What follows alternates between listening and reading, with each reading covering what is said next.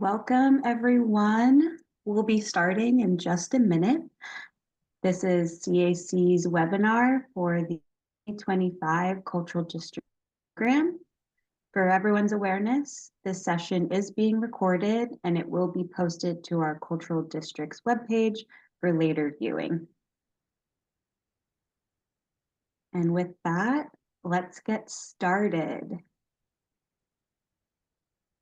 So hi, everyone. My name is Gabrielle Rosado. My pronouns are she, her, and I am an arts program specialist with the CAC. I'm joined by two of my colleagues, and I will let them introduce themselves, starting with Josie. Thanks so much, Gabrielle. Hello, everyone. Thank you so much for joining us. We have a bunch of folks on the webinar today, and we're just thrilled that you're with us. My name is Josie Miller. I'm one of the programs managers here at the California Arts Council, and I also use she, her pronouns. Over to you, Jacqueline. Good morning, everyone. My name is Jacqueline Ruiz. I'm the application and panel support specialist for the CAC, and my pronouns are she, her, hers. And I'd like to kick us off with our land and peoples acknowledgement. And while I am doing our acknowledgement, feel free to add the traditional lands you are zooming in from or the cultural district that you represent into our chat. We'd love to see where everyone is from today. So, the California Arts Council acknowledges the original inhabitants of the lands now called California, and that California continues to be home to many indigenous communities. Generations of tribal communities developed deep understandings of the land and continue long-standing relationships with the land, water, air, plant, and animal beings through ceremony, culture, and stewardship. These communities are not only an important part of our history as contemporary Californians, but are also important voices in our understandings of this place. In acknowledging the violent history of the founding of the state of California, its support of state-sponsored genocide, the misrepresentation of indigenous people and their culture, and the erasure of their contributions to our shared history, we at the California Arts Council recognize our responsibility to these indigenous communities and are compelled to support tribes, tribal organizations, and related organizations, including arts organizations, in their efforts to uplift indigenous people and communities. With these ideals in mind, I recognize that today I am living on and zooming in from the homelands of the Nisenan, Maidu, Miwok, Patwin, and Winton peoples of the Sacramento region. Now we're going to go on to some access instructions. So for today, if you need the closed captions, the closed caption button should be towards the bottom of your screen. Additionally, for this webinar, we have ASL interpreting provided by our friends Paula and Tulip. Thank you so much, Paula and Tulip. Also, we have Spanish interpreting. If you click the interpretation button at the bottom of your screen, you can follow along in Spanish with our friends Fabiola and Gabriela. And later on in the presentation, we will have a Q&A section, and for that section, we'll be using the Q&A box. So if you want to add a question at any point in the webinar, just please click that Q&A box and a separate window will pop up and you can add your question there. So, just a general overview of what we're doing today. We'll be covering the cultural districts, the background of the program, the benefits of a cultural district designation, the program guideline specifics, including the selection criteria, partnership requirements, general eligibility, application elements, specifically the required documents, cultural districts panel process, and then we'll do that Q&A session where we will try to answer as many questions as possible during our time. And I'll hand this over to Josie. Awesome, Jacqueline. Thank you. So we wanted to get started by offering a short background of the Cultural Districts program. So this program was enacted through legislation back in 2015 through Assembly Bill 189. And the California Cultural Districts program was created as a new tool for the development, support, and preservation of California's extensive and diverse cultural assets. The cultural district designation process began as a 2-year pilot in 2017, offering a $5,000 stipend for 2 years, so a total of $10,000, and state designation for 5 years. And that initial cohort in 2017 was made up of 14 statewide cultural districts that were selected through an open and competitive application process. And that process included extensive outreach, site visits, and it worked to identify a small and well-rounded group of communities that are diverse in makeup, in geography, and in their purposes. And each of those designated districts demonstrated a strong triad of partnerships between local government, arts and cultural organizations, and local artists. We're going to be talking about what that triad partnership looks like a little bit more in a few minutes. Each of those districts also demonstrated a proven capacity for deep community engagement and for economic growth. So that all happened in 2017. In 2023, the CAC received $10 million of one-time funding for continued support of that inaugural cohort of 14 districts. So each district was awarded just over $670,000 as a 3-year grant, which is going through June of 2026. As part of that process, they were also redesignated for an additional 5 years, so that goes through January of 2028. And then that brings us to the current moment. So just this last year, our council voted to reopen the Cultural Districts program for additional designations, and they voted to allocate $100,000 of local assistance funding to support those new cultural districts that will be designated. And again, here we are launching into that process today. Before we go any further, we just wanted to take a beat to really solidify some definitional language. And I realize we're going to be breaking all of the PowerPoint rules here by reading off a slide, but it's just really important to us that we all have a collective understanding of what we mean when we talk about statewide cultural districts. So the language that you see on your screen that I will read in just a moment is straight from the legislation, straight from AB 189, that talks about what it means to be a state designated cultural district. So the definition here is defined as a geographic area with a concentration of cultural facilities, creative enterprises, or arts venues that accomplishes one or more of the following outcomes. And I really do encourage you to think of all of these 6 as equally weighted and equally important. So your cultural district may attract artists, creative entrepreneurs, and cultural enterprises. It may encourage economic development and support entrepreneurship in the creative community. It may encourage the preservation and reuse of historic buildings or other artistic and culturally significant structures. It may foster local cultural development. It may provide a focal point for celebrating and strengthening the unique cultural identity of your community, and/or it may promote opportunity without generating displacement or expanding inequality. And with that, I'll pop back to Gabrielle to talk us through what our current cohort looks like. Thank you, Josie. As you can see on this map, our current cohort of 14 cultural districts is spread across the state and is color-coded by geography. Rural districts are marked in orange, suburban in blue, and urban in red. This visual helps us understand not just where districts are located, but what kinds of communities they serve. With the 2025 program, our goal is to build on this foundation and create a cultural districts program that truly represents the full diversity of California. This means that we are aiming to address gaps in our current map and being intentional about designating new districts that complement the existing cohort rather than overlap it.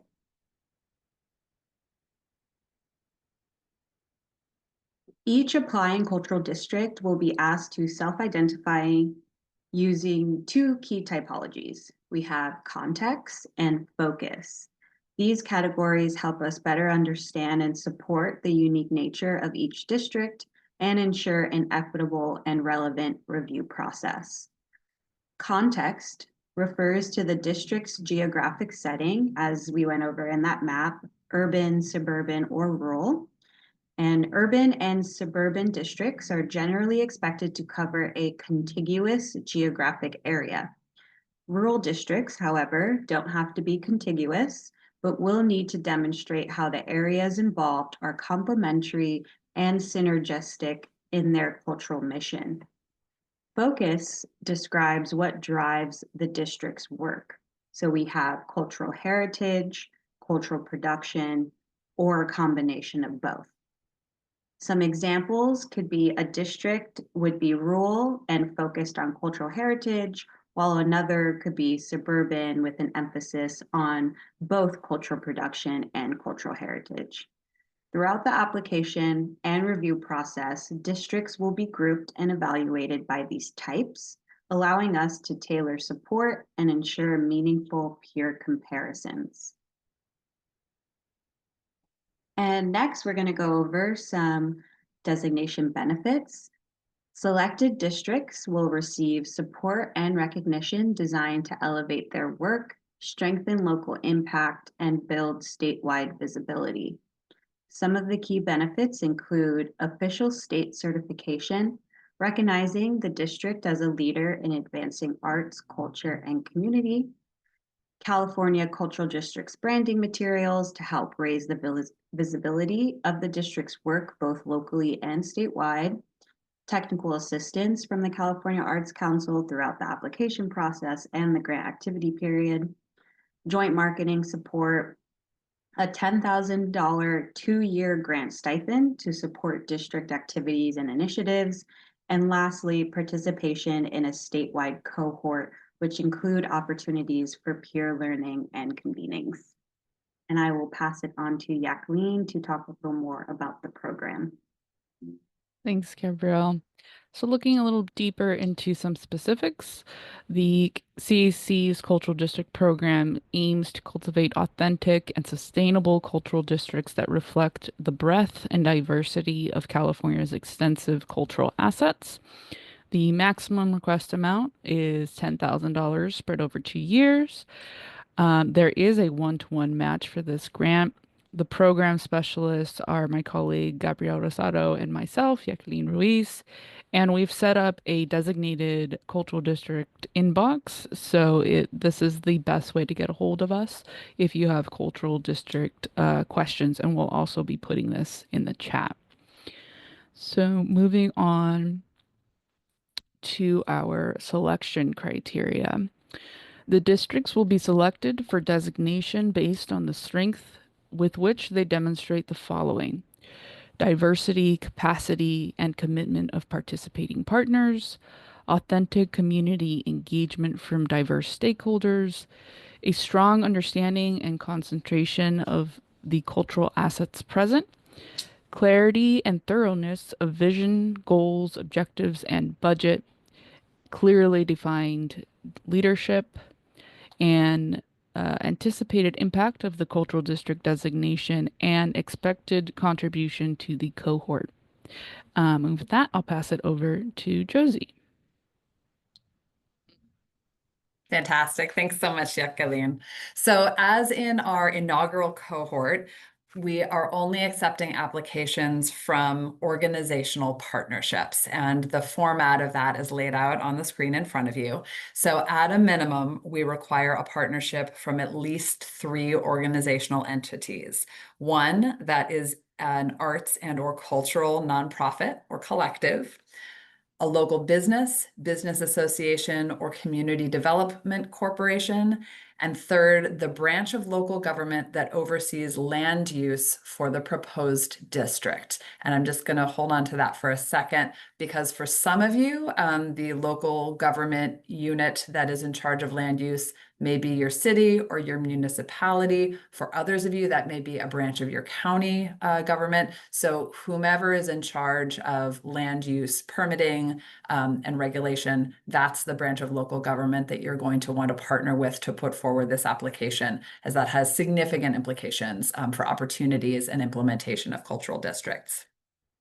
Only other thing we want to highlight about the partnership requirements is that the majority of the formal partners must be located within the bounds of the district. In a few slides, we're going to talk about your district boundary map, but just please keep in mind as you're doing that mapping exercise and as you're determining the formal partners that should be coming in, that the majority of the partners do need to be located in the district.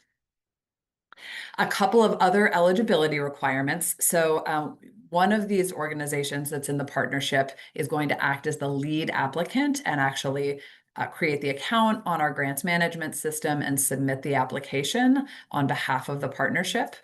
So the lead applicant has a couple of additional eligibility requirements. That lead applicant must be a nonprofit organization or a unit of government or be fiscally sponsored. And tribal governments do count as units of government, so that is certainly eligible. Additionally, the lead applicant must be based in California and must have a 2-year history of arts programming. On that third point, your organization can do things in addition to arts programming. So for example, if you're a social service organization that also does arts programming, that is just fine, but the lead applicant does need to be able to demonstrate that 2-year history of programming. And just some specifics about organizations that are not eligible to act as the lead applicant. For-profit corporations and entities cannot be the lead applicant. So as you're thinking about your organizational partnerships, for example, your business partner, if they're a for-profit corporation or entity, absolutely they should be part of the partnership, but they're not eligible to act as that lead applicant. Individuals are also not able to act as the lead applicants. State and federal agencies are ineligible. And then the list you see here of educational entities. So elementary and secondary schools, school districts and county offices of education, parent-teacher associations, and booster clubs are not eligible as those lead applicants. And with that, I'll pass back to Gabrielle to talk us through the application elements. Thank you, Josie. As with all of our California Arts Council grants, a great place to start is always with the program guidelines. That's where you'll find the full list of application questions, the program timeline, and all program requirements.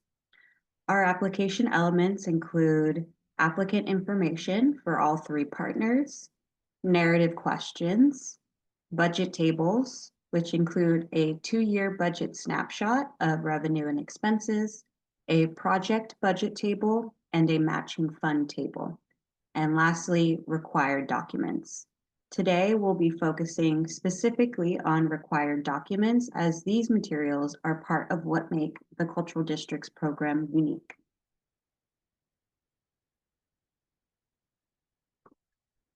As part of your application, you will need to submit several required documents that are central to demonstrating your district structure, partnerships, and community.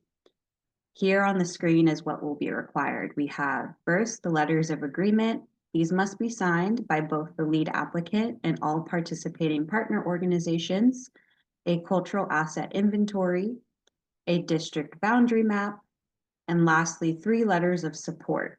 These letters of support should come from individual community members or artists who live or work within the proposed district. They should not be from any of the formal partner organizations. We'll walk through each required item, why it matters, and how you can approach assembling them effectively in the next few slides. And with that, I'll hand it back to Jacqueline. Thanks, Gabrielle. So within the application, applicants will need to submit letters of agreement signed by the lead applicant and the partner organizations.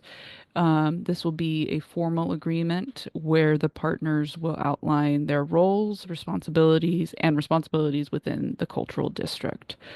For more details on the definition of a signature, please review our definition of a signature document that can be found on our grants resources page, and we'll also put that into the chat. Moving on to our cultural asset inventory.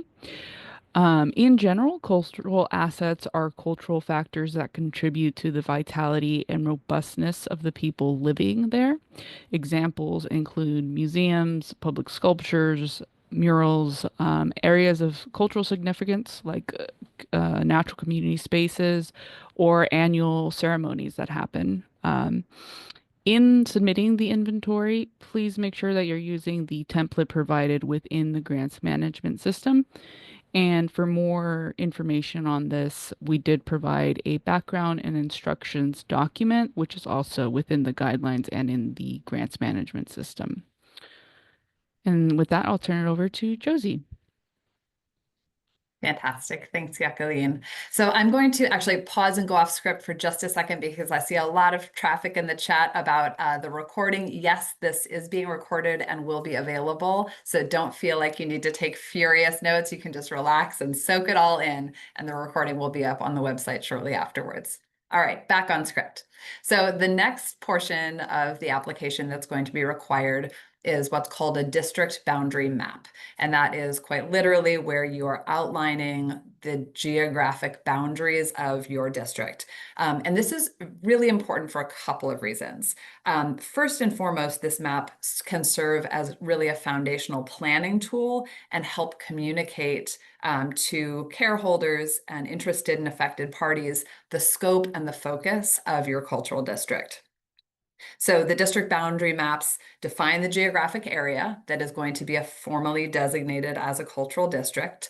They need to clearly outline the physical limits within which the cultural planning, investment, programming, and marketing is taking place. And just as a note, we hope that you do spend some real quality time discerning what these boundaries should look like, because a well-drawn boundary helps to concentrate both resources and attention on the district, and it makes it easier to coordinate activities, attract funding, and then eventually evaluate the impact of the activities of your district. Couple notes here. What you see on screen is the actual district boundary map of one of our inaugural cohort districts in Grass Valley, Nevada City. And this is an example of what a rural cultural district boundary map might look like. As you see the cultural assets that are highlighted in the red dots, and those in this case span 2 adjacent cities. So it's not geographically contiguous because it is a rural area, but it does have that cohesive sense of mission, purpose, and programming. Alternatively, this district boundary map is from one of our urban districts in San Pedro. And you see here, it is geographically contiguous. So the cultural assets are coalesced around a consolidated geographic area within a few city blocks. So again, just examples of here, what you're going to be looking at if you are an urban or a suburban cultural district in terms of the scope of your boundaries versus what you might be looking at in a rural designation. And then the last portion that we wanted to talk about was 3 letters of support from community members. And so these are really places where we encourage you all to think deeply about whose voices you want to elevate as part of your application and who really can speak to the review panel about the impact of designation for your district and of the work that you're doing on the ground. That might be an elected official. That might be an artist that you've worked with that you've really impacted their ability to share their work and the visibility. It might be a youth individual community member that really benefited from some of your programming. So just we invite you to think really broadly about who can speak to the impact and importance of the work that you're doing. And with that, I'll hand back to Jacqueline to talk about our panel process. Thanks, Josie. Once applications are submitted after August 7th, which is our deadline, the adjudication process will start, and it has several phases. So in round 1, an external panel of field experts will independently review and rank all eligible applications in accordance with the published review criteria and identify semifinalists. Then, CAC staff will conduct site visits for all semifinalist applicants according to a standard site visit protocol and will complete formal reports for the panel review. In round two, the original review panel will reconvene to review the reports from staff on site visits and determine the cohort of up to 10 new cultural districts to recommend for state designation. Then the council will vote in December to designate the new slate of cultural districts based on the panel rankings. And specifically in terms of our site visit requirements, if you're selected after round one, invited applicants will be notified in mid-September of their upcoming site visit. Visits will happen on weekdays and will be based on CAC staff and applicant availability. If an invited cultural district applicant is unavailable for a site visit during the specified times given by the CAC, their grant application will not move forward to round two of the adjudication. If selected for site visits, applicants will need to be available for the following weeks: October 20th through October 24th, October 27th through the 31st, and November 3rd through the 7th. Additional requirements on site visits, including an agenda and who can attend, will be provided to the grantees that are selected for site visits closer to those dates. Now I'll return back to Josie. Fabulous. Thank you, Jacqueline and Gabrielle, so much. And now we have about a half an hour, which is a great chunk of time to get into the best part, which is answering specific questions. So just a couple of logistics here. We're going to get to as many of your questions as we can right now. If we're not able to respond to you live, we are going to be taking down all of the questions and responding via email.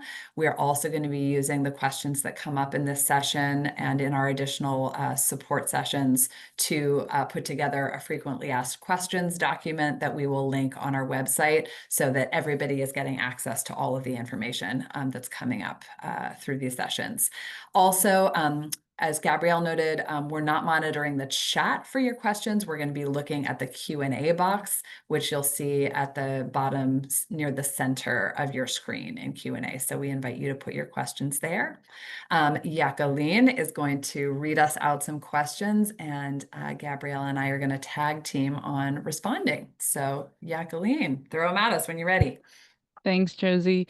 I'm just noting that when we answer a question, I'll be moving it over to the answered column. So just also look for that if you're looking for your question.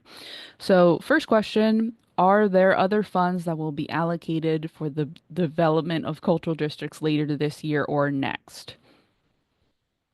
Great. Yeah. You want to take that, Gabrielle? That's a great question. Right now, there is $100,000 allocated for the 2025 cohort. So up to 10 districts will receive a $10,000 stipend for a 2-year grant activity period, and that is the funding available. In terms of future funding, that is up to the state budget and state legislature, so to be determined. But right now, that is the funding that we are working with for 2025.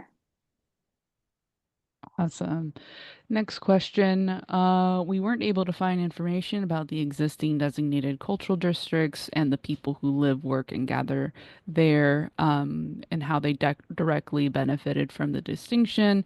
Where can we find data on specific outcomes, qualitative, quantitative, and impacts? Yeah. Great. Okay. Go for it, Josie. No, you take this one, please. Well, I was maybe we can both take it, but I was going to address the first part, which is if you are looking for information on our current cohort, you can find that at our cultural districts webpage that has all 14 districts linked there, so you can go to their own landing pages, and then on their landing pages there's a plethora of information as to the work that each individual cultural district is doing. In terms of evaluation and impact, I will pass that to you, Josie. Yes, absolutely. So each of our cultural districts, in as part of their redesignation process, submitted a first 5 years report to the CAC and then a next 5 years report plan to the CAC. So we are working with them closely on those reporting documents. So if anyone's interested, you can certainly reach out to us about that. But again, I think to Gabrielle's point, really the best storytellers of what the cultural district's doing are the cultural districts themselves. So yes, just echoing, please do go to our website where you can find those links to the individual cultural districts website so you can see for yourselves from them exactly what they're doing. Wonderful. Next question. If your cultural district is an unincorporated part of the county, what government partners are appropriate? Great. That is a fantastic question. So that rather than giving specific guidance, because that may be different in terms of specific geographic area, that would either be an entity from your county, which would be likely. That would probably be where I would start if you are in an unincorporated area, and then they can guide you if there is a more localized government entity that you should be working with in terms of, again, land use and that partnership. Awesome. Thanks, Josie. Will we be competing against the already formed cultural districts? The answer is no. This is you will be adjudicated with anyone who applies in this current cycle. Awesome. As a fiscally sponsored arts organization presenting performing arts, youth education, and visual arts workshops with a budget of under 250,000, are we eligible to apply? Yes, there are no restrictions. So back to that partnership triad that we talked about for that nonprofit arts organization, you are eligible if you are a fiscally sponsored organization, and there is no requirement for total annual revenue. So you can be a small organization, mid-size, large. There is no either preference or restriction based on your total revenue. Perfect. Okay. Skipping past a few similar questions. Which of the partner entities receives the $10,000 stipend? Is it the lead applicant or must it be split amongst the partners? With the lead applicant, they would be the legal contract holder for the grant, so they would be receiving the stipend. And I believe in terms of how it's allocated, that is up to the district activities that have to take place. But Josie, if you have anything to clarify, feel free. Yeah, absolutely. So actually within the body of the application, you'll be asked to complete a project budget. So outlining how that $10,000 stipend will be utilized. So that would be the space where you'd say, this chunk is going to go to so-and-so organization to do such and such with their staff, with the expenditures that they'll need to support the activities. So again, long answer short is you will be able to identify exactly what funds are ending up with whom in the project budget in the application. Awesome. Another really good question. We just applied for a CAC impact project grant and a general operating grant. Is there a conflict? That's a great question. No, there's not. This is a totally different bucket, totally different, opportunity. So glad to know that you put in those applications, and this is separate. Awesome. Does the business association have to have boundaries that assess fees on the intended cultural district? I'm not entirely sure I understand that one. Uh, Me neither. We can ask them to put it back into the Q&A with a little bit more detail. Thank you. Okay. In an unincorporated area, does the planning group responsible for recommending land use to the county need to be the local government? Great. So thank you for asking that. So really that just depends on what the regulatory mechanisms in your specific geographic area are. So it might be that again, that is a unit of county government that is overseeing your unincorporated area. Again, that's likely where I would start in terms of reaching out and figuring out what entity holds that work in your specific geographic area. It might be that it is a neighboring city or municipality that has been designated to oversee that unincorporated area. So again, it's really just about making contact, again, likely with the county first, to see who in your area holds that authority. Perfect. What if your district doesn't have a CDC or Business Chamber of Commerce? That is totally fine, and those specific things aren't prerequisites for the business portion of the partnership. It can be any local business association that wants to be a part of the development of this cultural district and is probably planning on being there for a long time. Perfect. If someone receives a grant that overlaps with this program, are they still eligible to apply? So that's a great question. So I imagine, for example, someone just mentioned that their organization had put in an application for our impact projects grant, right, which supports various kinds of projects in historically and systemically under-resourced communities. So if that work is happening within the boundaries of your cultural district, there's no conflict, right? That's a separate grant, that's a separate opportunity, that the district designation, the funds for this work are going to support the overall work and establishment and the elevation of the cultural district. So that's the purpose of these funds, which are quite different than the purpose of, say, a project that's going to be an impact project, if that makes sense. Awesome. We got asked about the slides on the recording. Yes, the recording will be available after on our cultural district's webpage. Can you give an example of the asset of people?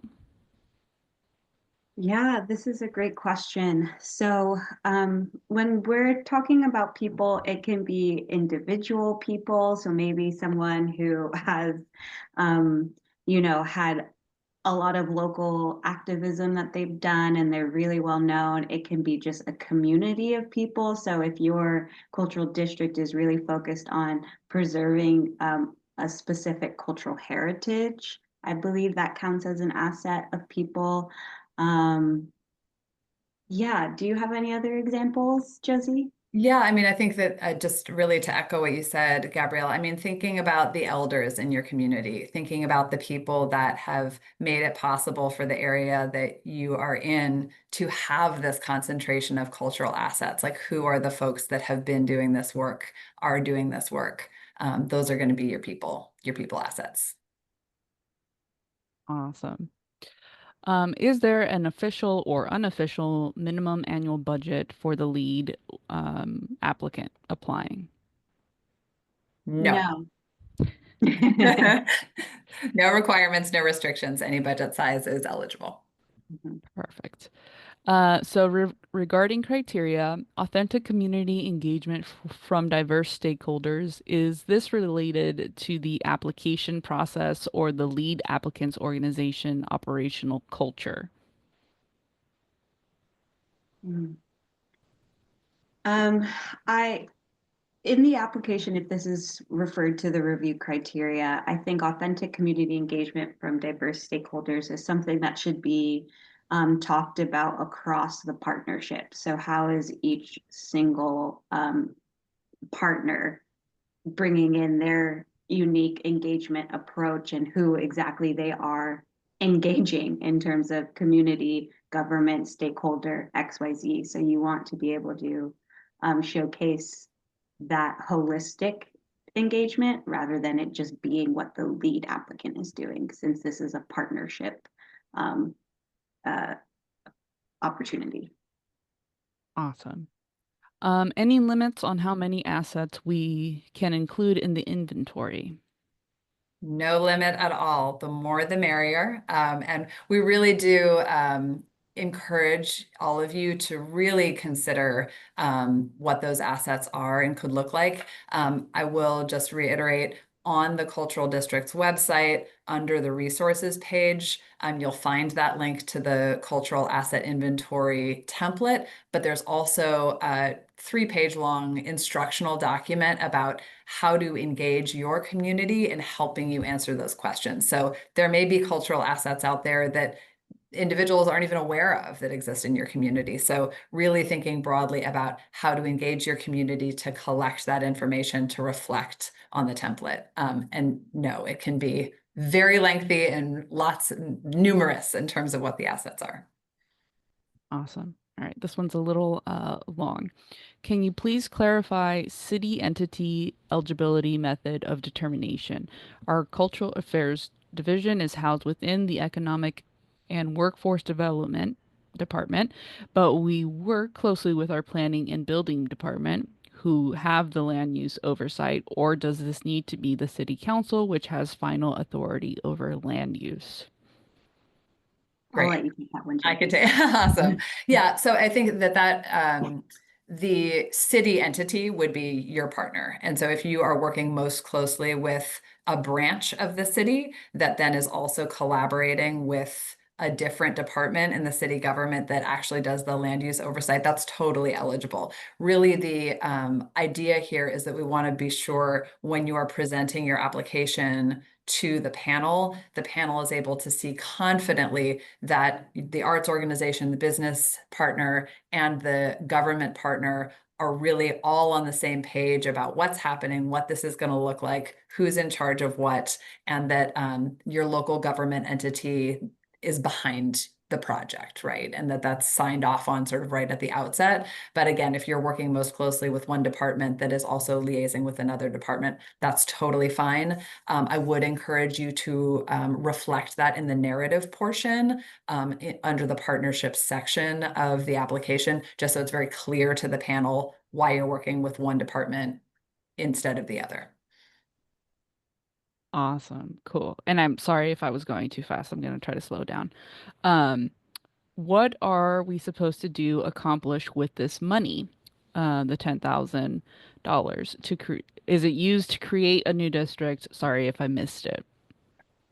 Yeah, that's a great question. So, kind of to go back to the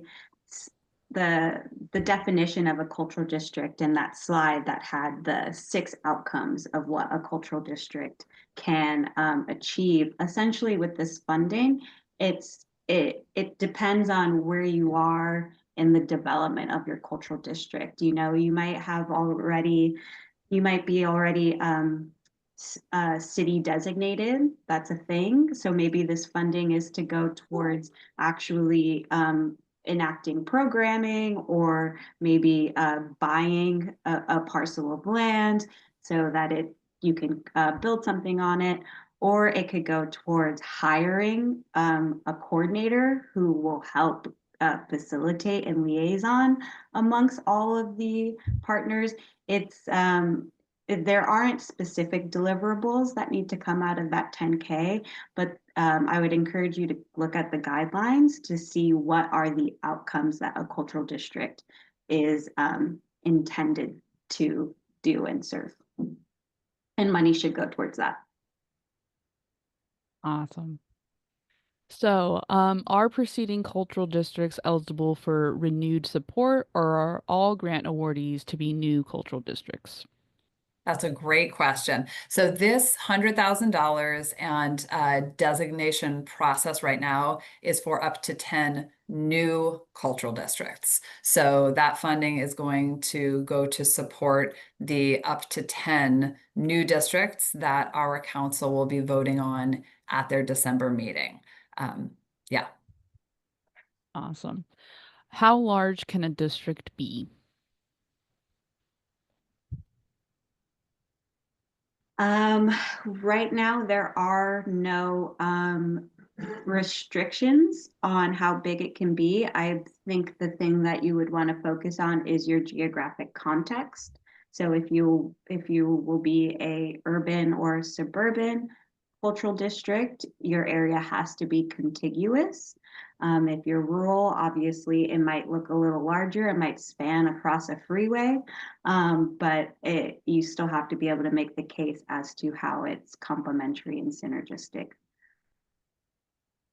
Wonderful.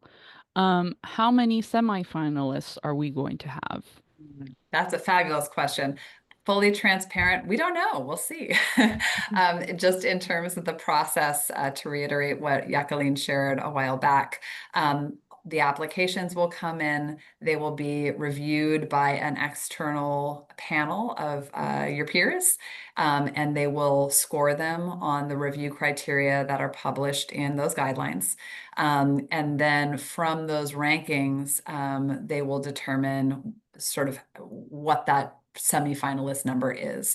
Again, we are looking to designate up to 10 new districts. So likely that would be double that amount or somewhere in there, but we don't have a set number of there will be exactly 15 or exactly 22 semifinalist districts.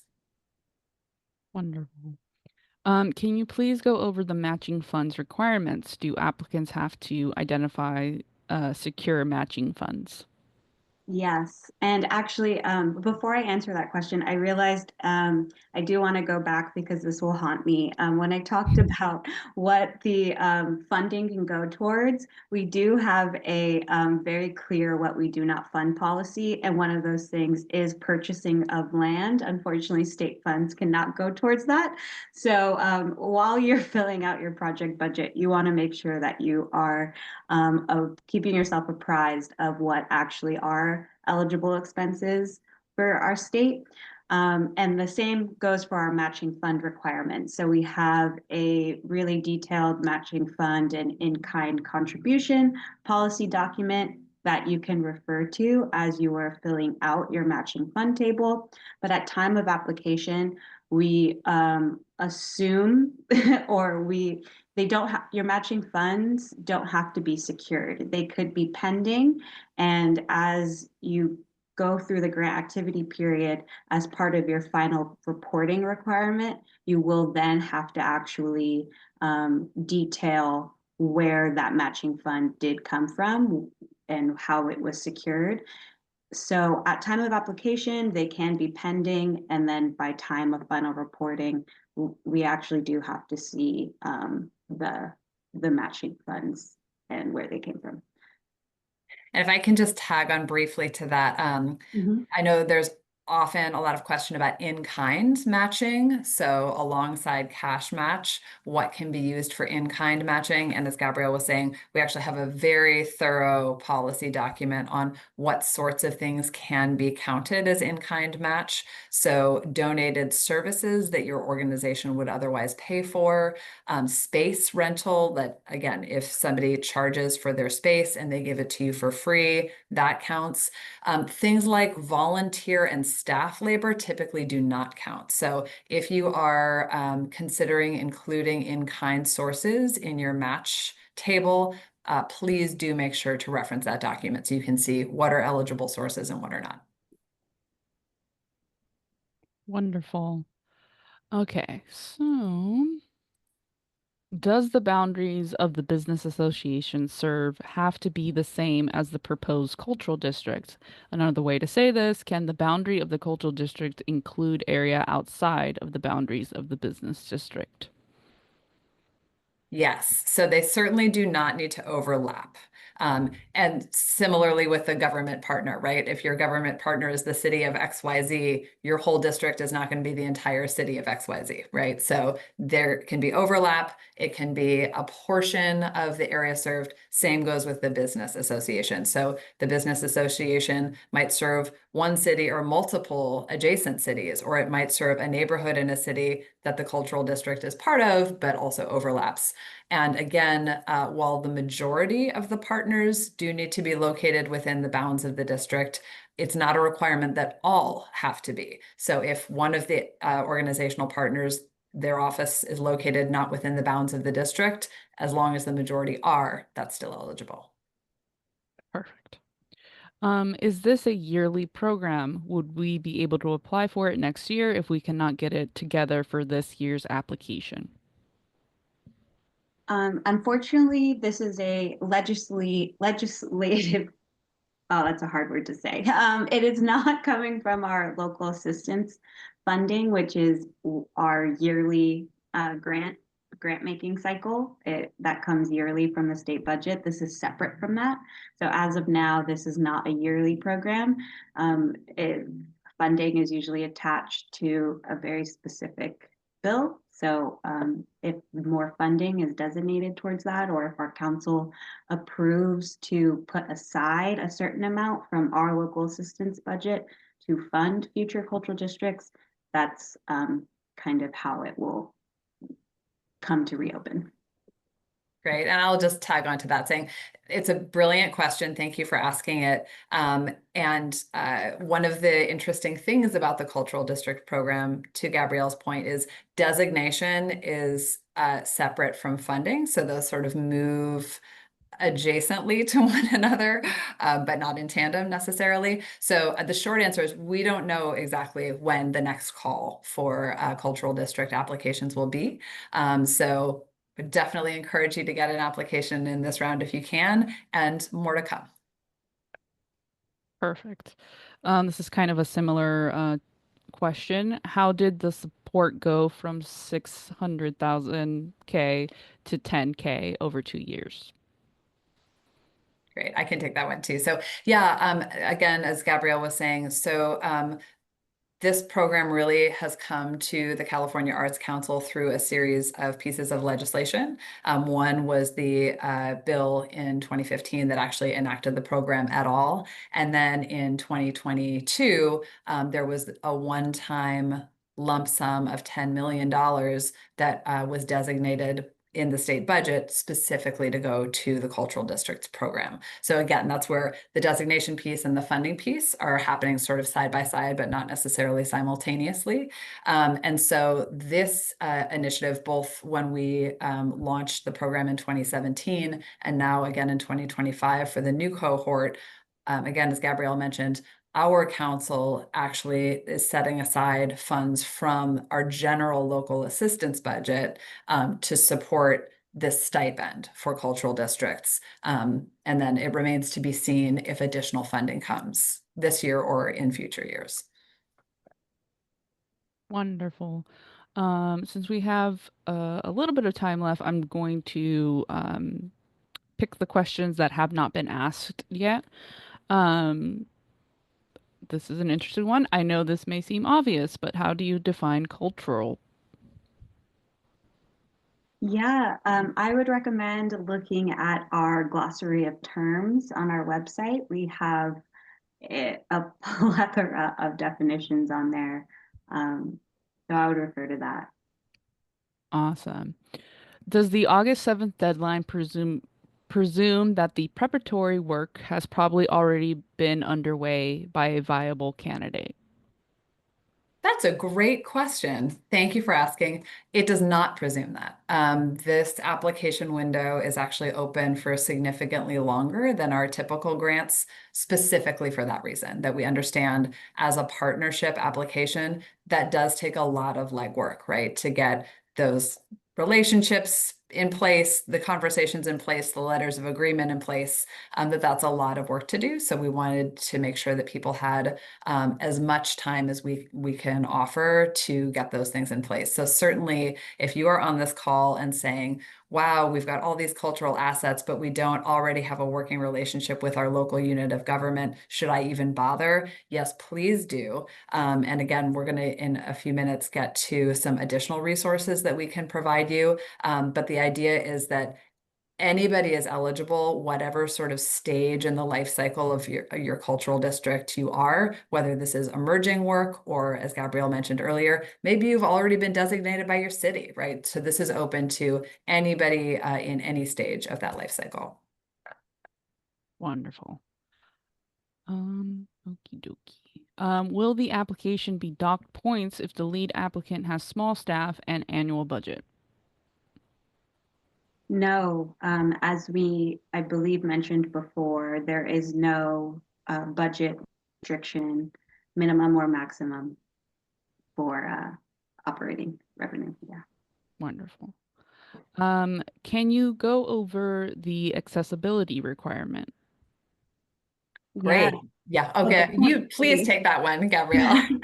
Yeah, accessibility is to ensure, the requirement is to ensure that organizations are engaging in activities and services that are inclusive to all people throughout California. And so there should be an accessibility coordinator in place, at least in one of the partnership organizations, who is able to accommodate any requests that come through for people who might need it to have access to the activities and things happening in your cultural district. Amazing. Since we only have a few minutes, Jacqueline, if it's okay, I think I'm going to take us to our next slide. Again, we know we didn't get to everybody's questions, but we will respond to you in writing. And again, we'll be putting together that FAQ document for everyone to reference. But big, important slide here. Please get out your calendars, digital or analog, and mark down August 7th, 2025 by 11:59 p.m. All applications should be submitted through our online grants management system, which you can access on our website.